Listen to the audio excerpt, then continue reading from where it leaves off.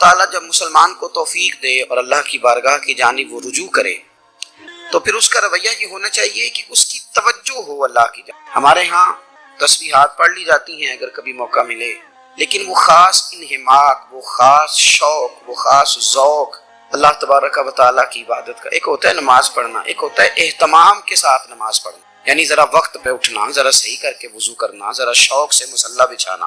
ایک ہوتا ہے تسبیح پڑھ لینا اور ایک ہوتا ہے ذرا تھوڑا سا نا شوق کے ساتھ اللہ کو یاد۔ آپ کبھی جو میں نے آیہ کریمہ پڑھی اس کی آپ شان نزول دیکھیں، نبی کریم صلی اللہ تعالیٰ علیہ وسلم کے نا کچھ صحابہ اللہ کی محبت کے شوق میں حضور کی بارگاہ میں حاضر ہوئے، انہوں نے آ کے عرض پتہ کیا کیا، عرض کرنے لگے یا رسول اللہ صلی اللہ تعالیٰ علیہ وسلم سالوں بیت گئے ہیں سجدے کرتے، حضور سالوں بیت گئے ہیں تسبیح پڑھتے، سالوں بیت گئے کہتے ہوئے کہ سبحان اللہ وہ پاک ہے، ہمیں سالوں بیت گئے یہ کہتے ہوئے کہ اللہ اکبر وہی سب سے بڑا ہے، سالوں بیت گئے کہتے ہوئے کہ الحمدللہ ساری تعریفیں اللہ کے لیے، سالوں بیت گئے اس کی تسبیح کرتے، تحلیل کرتے، تکبیر کہتے، حضور اب نہ ہمارا اپنے رب سے ملنے کو جی چاہتا ہے، کبھی ہے حقیقت منتظر نظر آنا لباس مجاز میں، لاکھوں سجدے تڑپ رہے ہیں میری جبین نیاز میں، اور اقبال کہنے لگے کہ تیرے عشق کی انتہا چاہتا ہوں، تو میری سادگی دیکھ کیا چاہتا ہوں، میرا ذرا سا تو دل ہے مگر شوق اتنا،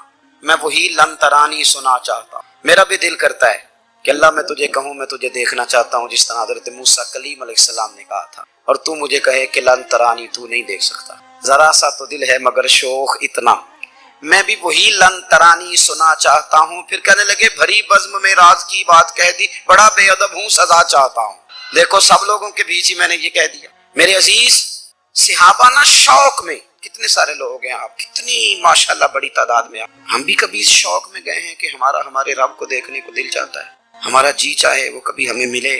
حضرت عبداللہ ابن عمر رضی اللہ تعالیٰ عنہ حضرت عمر کے صاحبزادے، مکہ مکرمہ میں ان کی قبر ہے، میں نے جب انہیں پڑھا تو مجھے ان سے بڑا پیار ہو گیا، لیکن آپ کو پتہ ہے وہاں جا کے کسی شخص کا مزار تلاش کرنا یا پوچھنا ایک مشکل کام ہوتا ہے۔ تو ایک دفعہ میں مکہ شریف میں حاضر تھا تو ایک گاڑی والا ڈرائیور مجھے کہنے لگا کہ مولانا میں آپ کو جانتا ہوں، مجھے آپ سے محبت ہے، ایک بات بتاؤں آپ کو۔ میں نے کہا بتاؤ۔ کہنے لگے حضرت عبداللہ ابن عمر کی قبر دیکھنی ہے۔ میں نے کہا یہ تو نہیں کہہ رہا، یہ کسی نے بندوبست کرایا ہے، یہ اللہ نے تیرے دل میں بات ڈالی ہے، یہ ہو گیا تو لے چل مجھے۔ حضرت عبداللہ ابن عمر کو نبی پاک نے فرمایا تھا راجل صالح، یہ نیک بندہ ہے، یہ متقی آدمی۔ حضرت عبداللہ ابن عمر رضی اللہ تعالیٰ عنہ سیدنا فاروق اعظم رضی اللہ تعالیٰ عنہ کے صاحبزادے ہیں، اور ان کی ہمشیرہ سیدہ حفصہ رضی اللہ تعالیٰ عنہ حضور کی زوجہ محترمہ۔ ایک دن اپنی ہمشیرہ سے کہنے لگے کہ نبی کریم صلی اللہ تعالیٰ علیہ وسلم گھر میں آئے نا، اور اگر حضور غم امت میں پریشان نہ ہوں، طبیعت کو حشاش بشاش دیکھو تو ذرا پوچھنا تو صحیح حضور کا میرے بارے میں کیا خیال ہے، پوچھنا تو صحیح کہ کریم کی بارگاہ میں میرا کیا مقام ہے، میرے بارے میں حضور کیا فرماتے ہیں۔ اب بہن کو کام بتائے اور بتائے بھی بھائی، اور پھر بہن وہ کام نہ کرے، یہ تاریخ میں ہوتا نہیں۔ حضرت عمر فاروق رضی اللہ تعالیٰ عنہ کی صاحبزادی ام المومنین رضی اللہ تعالیٰ عنہ فرماتی ہیں کہ میں تو بس منتظر تھی، انہوں نے تو کہا تھا نا کہ اگر تم حشاش بشاش دیکھو تو بات کرنا، لیکن حضور تشریف لائے، میری باری تھی، میرے گھر تشریف لائے، کھانا پیش کیا تو فوراً میں نے عرض کی حضور ایک بات پوچھنی تھی، تو حضور نے فرمایا پوچھئے۔ میں نے عرض کی حضور میرے بھائی عبداللہ ابن عمر کے بارے میں آپ کا کیا خیال ہے؟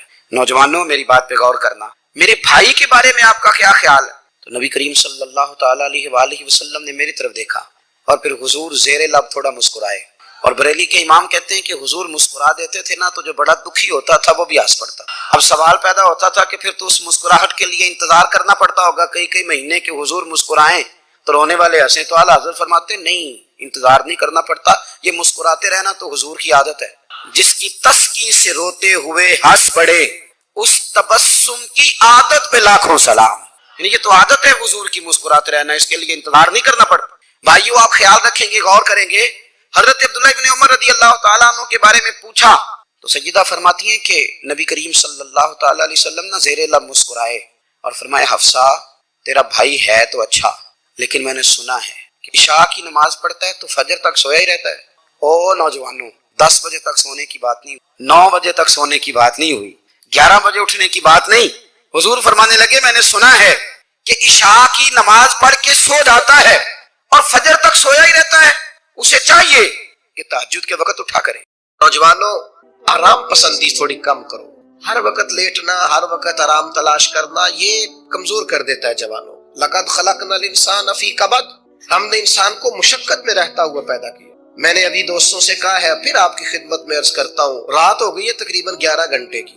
7 بجے عشاء ہوتی ہے اور 6 بجے کے بعد ہی عموماً سب جگہوں پہ فجر کی نماز ہوتی ہے، تو 11 گھنٹے کی رات بنتی. بہت زیادہ بھی ڈاکٹر کہتا ہے کوئی سوئے تو 8 گھنٹے سو لے، نیند پوری ہے. اگر عشاء کے بعد موبائل کرو جلدی بند، تو ذرا سحری میں اٹھو، بندہ ہو جوان اور اٹھ کے پڑھے تہجد، تو مزہ نہیں آ جاتا.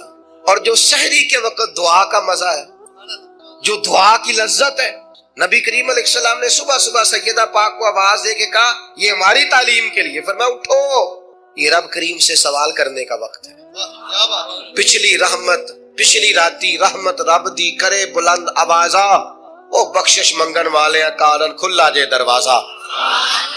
لیکن ہمارا مسئلہ یہ ہے کہ جس ٹائم جاگنا ہے اس ٹائم سوتے ہیں، جس ٹائم سونا ہے اس ٹائم. ایک گزارش تو یہ ہے کہ کوشش کریں ان راتوں میں تو کم از کم تہجد پڑھی جائے، اور یہ کوشش کر کے دیکھیں مزہ آئے گا. اور پھر ادھر ادھر لوگوں کو دکھ بتانے کی بجائے نا، جب تہجد کی 2 رکعتیں پڑھ لیں تو سارا اپنے رب کی بارگاہ میں عرض کر دیں، بوجھ بھی ہلکا ہوگا دل کا، راز بھی رکھا جائے گا اور کرم بھی ہو جائے گا. اور دوسری گزارش یہ ہے کہ سرکار دو عالم علیہ السلام نے نوجوانوں سے کہا تھا جوانوں کا باعث بنتی ہے، اس کی کو ذرا کم کر دیں بھائی. آپ دیکھیے لوگ علماء کے پاس نہیں جاتے، باباؤں کے پاس جاتے. تعویذ دھاگا، کالا جادو، نیلا جادو، جس نوجوان کا کام کرنے کو دل نہیں کرتا اسے جادو ہو جاتا ہے. اور پھر یہ کہ کالی بلی رستہ کاٹ گئی تھی، اور پھر یہ کہ میں باہر نکلنے لگا تو کسی نے آواز دے دی تھی. عجیب قسم کی اوہام پرستیوں کا لوگ شکار ہے. نبی پاک صلی اللہ تعالی علیہ وسلم داعی اللہ ہے، سرکار نے لوگوں کے نظریات کو پختہ کیا. حضور علیہ السلام کے فیوزات روحانیہ سے لوگوں کے دل طاقتور ہوتے تھے، مضبوط فکریں، مضبوط عقیدے سرکار کے وسیلے سے مسلمانوں کو نصیب ہوئے. ہم جیسے جیسے دیکھیں نا تصوف اور طریق میں آپ کو عرض کروں، صوفیہ کرام کا اصل موضوع عقیدہ توحید ہے، اصل موضوع ان کا ہے. یہ وہ لوگ ہیں جو لوگوں کو صحیح معنوں میں توکل کا، صبر کا، شکر کا، قناعت کا، رجوع اللہ کا سبق دیتے ہیں. اصل موضوع ان کا ہے. لیکن اب چونکہ صوفیہ کی جماعت میں وہ لوگ اللہ ماشاءاللہ خال خال رہ گئے، اور پھر یہ کہ بیٹھ گئے تعویذ دھاگے دینے والے، زاغوں کے تصرف میں عقابوں کے نشیمن. نتیجہ اس کا بڑا خطرناک برآمد ہوتا ہے. مضبوط فکریں کبھی آپ اس روایت کو دیکھیں اور یاد کر لینا تو یہ بڑا نفع دیتی ہے. نبی کریم علیہ السلام نے حضرت عبداللہ ابن عباس رضی اللہ تعالیٰ عنہ سے فرمایا، عبداللہ ساری دنیا مل کے تیرا بھلا کرنا چاہے کر نہیں سکتی جب تک رب نہ چاہے. اور فرمایا سارے دنیا دار مل کے تیرا کچھ بگاڑنا چاہے بگاڑ نہیں سکتے جب تک رب نہ، چھوڑ دے بیٹا، جب تک اللہ نہ چاہے. تو پھر رجوع تو اللہ کی جانب کرنا چاہیے. نبی اکرم صلی اللہ تعالی علیہ وسلم نے اپنی امت کو توانائی اس بات سے دی کہ اللہ ہمارے ساتھ ہے.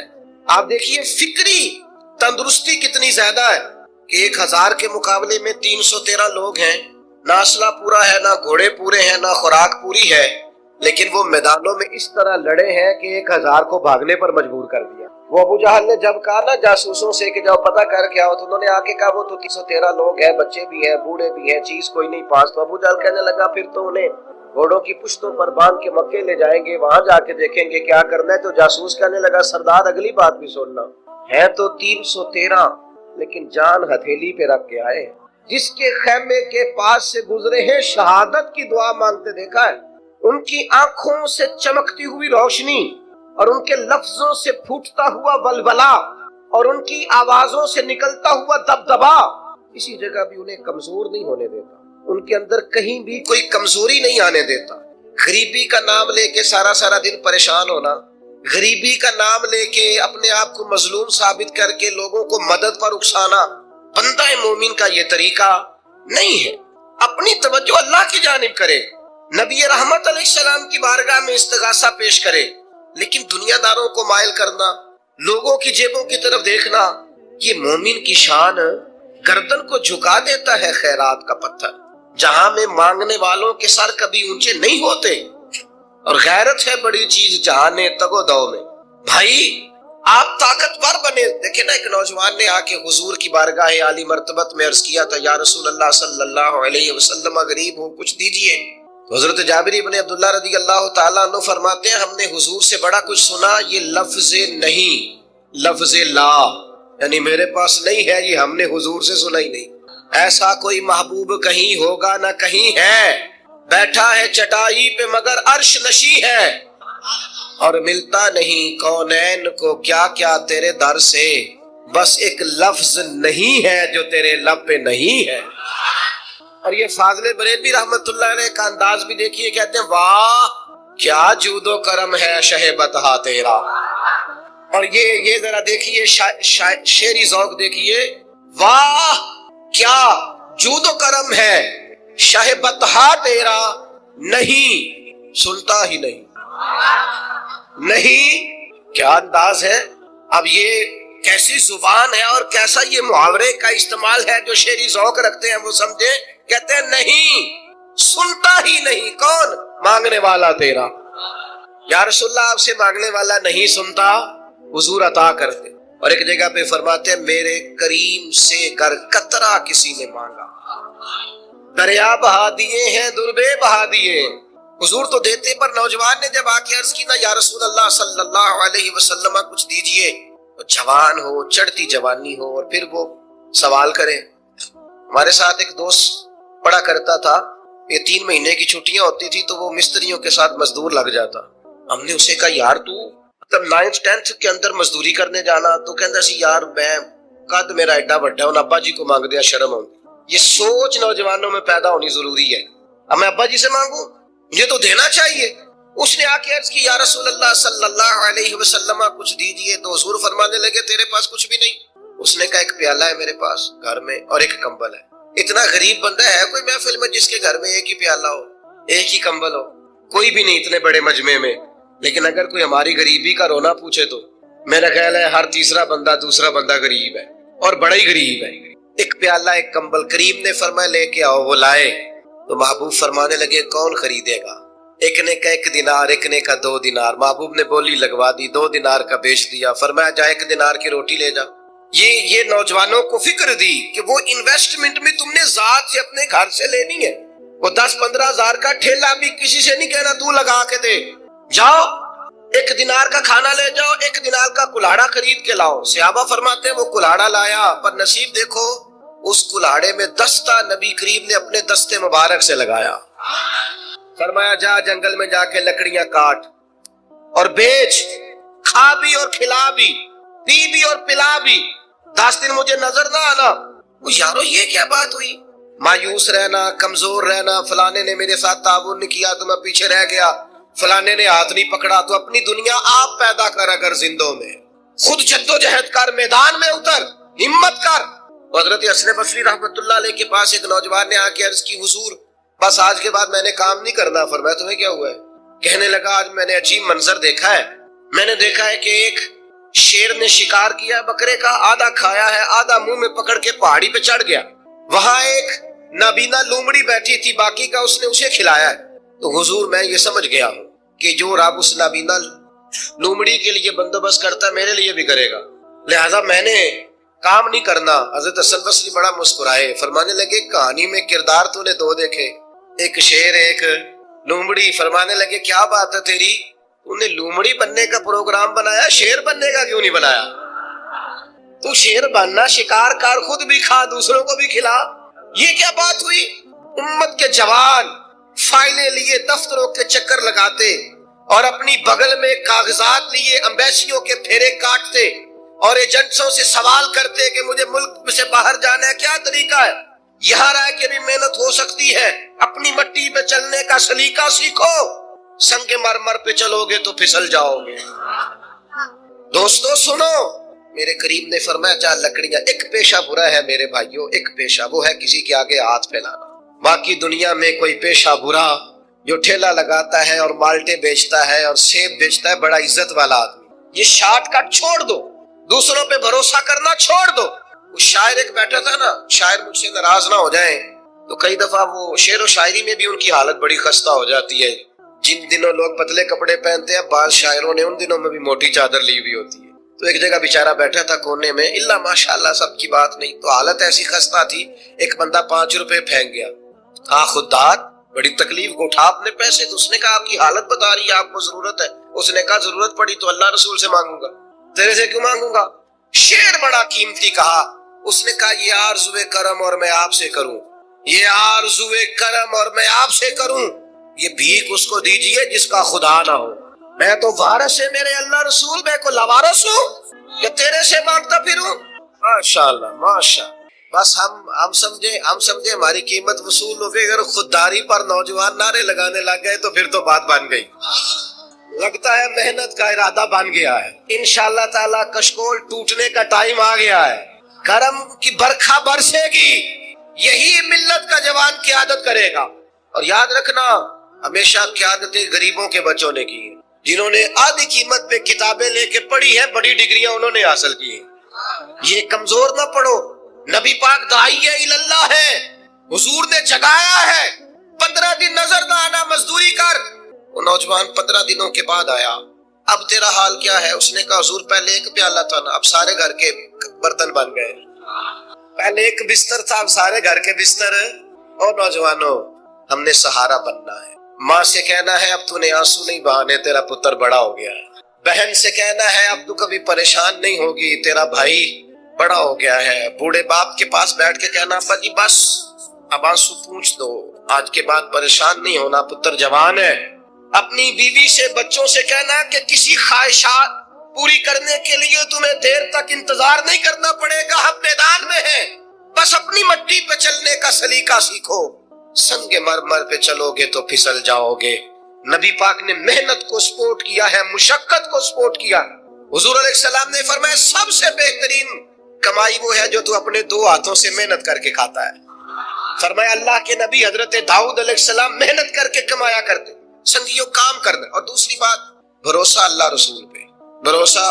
ادھر دیکھو میری طرف، دنیا داروں سے امیدیں لگا لیتے ہو بہت زیادہ، وہ دنیا دار بندے بیچارے کمزور ہوتے ہیں۔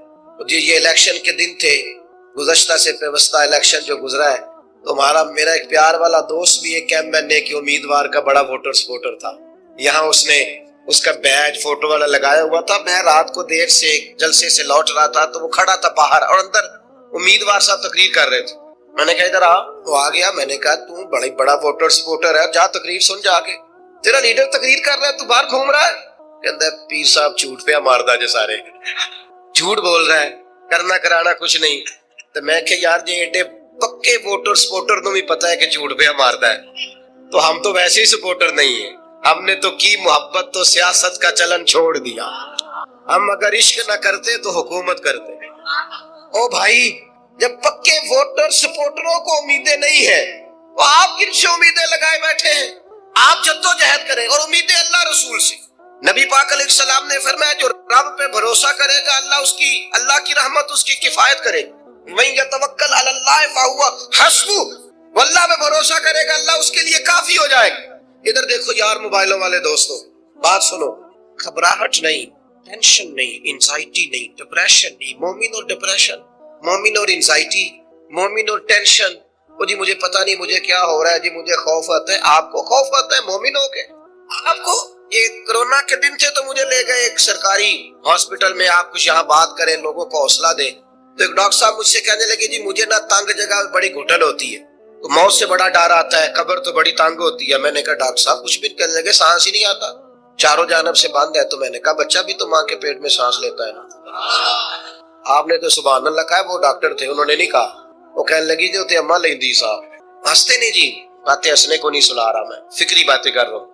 کہا وہ تو اماں آکسیجن لیتی ہے تو بچے کو جاتی ہے۔ تو میں نے کہا چلے ڈاکٹر صاحب وہ جو انڈے سے بچہ نکلتا ہے اس کے تو چاروں جانوں کوئی صورت نہیں ہوتی سانس کی۔ تو مجھے کہنے لگے آپ کہنا کیا چاہتے ہیں؟ میں نے کہا میں یہ کہنا چاہتا ہوں قبر کی 2 حالتیں ہیں، قبر دوزخ کے گڑھوں میں سے گڑھا بھی ہے اور جنت کے باغوں میں سے باغ بھی ہے۔ سنو یار، اللہ آپ کو خوش ماشاء سنیں جی سنیں۔ میں نے کہا اگر کسی کا یہ ذہن بن جائے کہ مرنے کے بعد میں نے باغ میں جانا ہے، 1 منٹ کے لیے سوچو نا یار، یعنی ادھر قبر بند ہوئی تو نیچے باغ، اور باغ بھی معمولی نہیں، جنت کے باغوں میں سے باغ، اور باغ ایسا شاندار جس میں آنکھ کھلی تو پہلی زیارت ہی مدینے والے معبود۔ آج پھولے نہ سمائیں گے کفن میں آسی، آج کی رات ہے ان سے ملاقات کی رات۔ وہاں جانے سے خوف آتا ہے، مومن خوف ٹینشن، مومن کو ایک ہی خوف ہے اللہ کا، رب سے ڈرتا ہے۔ اللہ کے سامنے کھڑے ہونے سے ڈرتا ہے.